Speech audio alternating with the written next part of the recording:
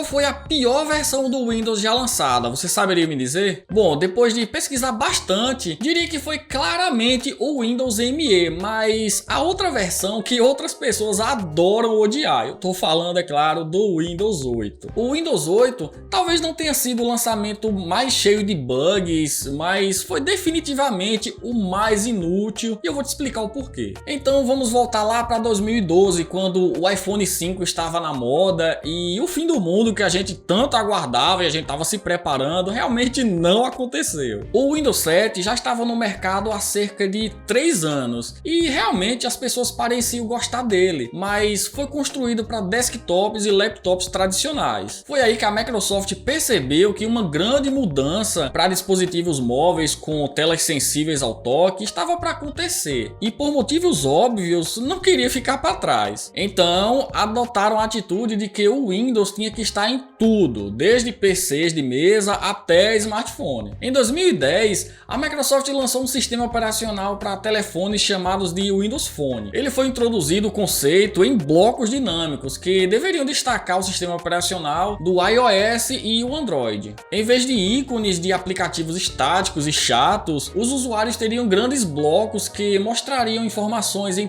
tempo real, como mensagens de atualizações, e-mails e notícias. Esse formato de design até que foi relativamente bem recebido. Muita gente elogiou a Microsoft, principalmente por ter a coragem de ir em uma direção totalmente diferente das dos concorrentes. Tá, mas o que isso tem a ver com o Windows 8? Bom, o Windows 8 pegou diretamente vários elementos de design do Windows Phone, possivelmente devido ao feedback positivo ou talvez porque planejavam que isso acontecesse dessa mesma forma desde o início. De qualquer forma, a Microsoft claramente pensou que a maneira correta de colocar o Windows em todos os dispositivos era fazer com que ele parecesse o mesmo em todos eles, mas acabou que essa solução não foi uma boa ideia. Computadores e tablets não são telefones, mas você nunca saberia disso pela maneira com que a Microsoft projetou o Windows 8. Isso tenha certeza. Um dos maiores aspectos do Windows que a Microsoft enfatizou desde o Windows 95 era simplesmente o multitarefas, que simplesmente permitia que se você precisasse mudar para um outro programa, bastava clicar em um botão na barra de tarefas e você estaria lá, ou pressionar Alt mais Tab se quisesse impressionar alguém. Esse formato de design mais simples e de longa data foi completamente sufocado pelo Windows 8 e sua tão difamada tela de início. Em vez do familiar menu iniciar, você recebia uma tela de início como um mosaico confuso, cuspindo informações frequentes, inúteis e direcionando você para aplicativos de tela cheia, o que deixava o multitarefa muito mais confuso, porque quando esse tipo de aplicativo assumia a tela inteira, a barra de tarefas desaparecia, deixando os usuários mais leigos se perguntando o que merda que está acontecendo no meu computador. Era basicamente isso. Embora você ainda pudesse voltar para a área de trabalho tradicional do Windows, com bastante facilidade inclusive, o Windows 8 parecia confuso, como se você estivesse usando dois sistemas operacionais em um, com uma experiência de desktop normal e uma experiência otimizada para telas touch recheadas em um único pacote bizarro. O Windows 8 também não oferecia nenhuma opção para restaurar o menu iniciar clássico. E essa escolha foi tão impopular que levou à criação de uma indústria de ferramentas de terceiros dedicadas exclusivamente para restaurar esse menu iniciar. O Windows 8 veio com uma loja de aplicativos, mais ou menos como é a Microsoft Store de hoje, o que em si não era tão ruim. Porém, como as pessoas já estavam acostumadas a procurar programas na internet, a loja gerou preocupações sobre o Windows acabar se tornando uma espécie de jardim murado, digamos assim, o que limitaria a liberdade dos usuários, controlando ainda mais o que poderia ser feito no PC. Mais ou menos como a Apple faz com o iOS e o macOS, é mais ou menos por aí. Mas isso não quer dizer que o Windows 11 fosse um sistema operacional terrível, não é o caso. Particularmente, eu gostei muito do Windows 8.1, que foi basicamente uma grande atualização para corrigir algumas cagadas e trazer de volta alguns recursos. Ele era aproximadamente tão estável e polido quanto o Windows 7. Realmente era um sistema que eu adorava instalar para os meus clientes, raramente dava problema. Mas entendo bem que algumas escolhas incomuns na interface do usuário do Windows 8 poderiam ter sido aceitas se o sistema tivesse trazido realmente melhorias significativas em relação à versão anterior, que era no caso o Windows 7. Para usuários de desktop,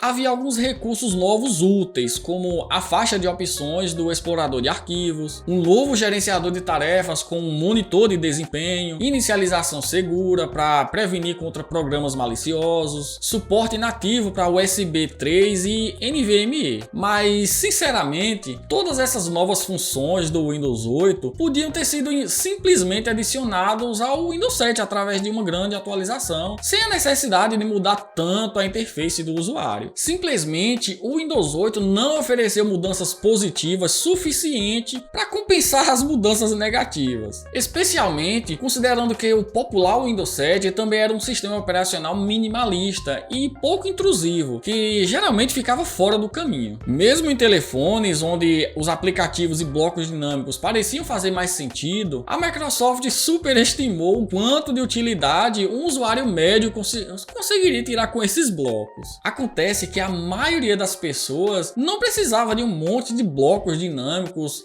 disputando sua atenção toda vez que abriam o telefone. Grandes desenvolvedores de aplicativos também não tinham interesse suficiente na plataforma do Windows, principalmente o Google, que por motivos óbvios não queria ajudar a Microsoft a competir diretamente com o Android, fornecendo aplicativos como, por exemplo, o aplicativo do YouTube. Então, a versão do Windows 8 para telefones, obviamente, também não foi bem sucedida, levando a Microsoft a abandonar o mercado de sistemas operacionais para celulares em 2017. Com o lançamento do Windows 10, a tela de início foi completamente cortada e os blocos dinâmicos foram movidos para o menu iniciar, o que continuou não fazendo tanto sentido e não servindo para muita coisa. Somente com o lançamento do Windows 11 é que esses blocos dinâmicos foram completamente removidos. E, ironicamente, a linha Microsoft Surface está indo muito bem hoje, sem uma interface específica para tablets. Mas se por acaso algum desenvolvedor da Microsoft estiver vendo esse vídeo aqui, por favor, não se sinta mal. Lembre-se que até mesmo o Internet Explorer acabou encontrando o caminho certo, mesmo depois de carregar por algumas décadas, né?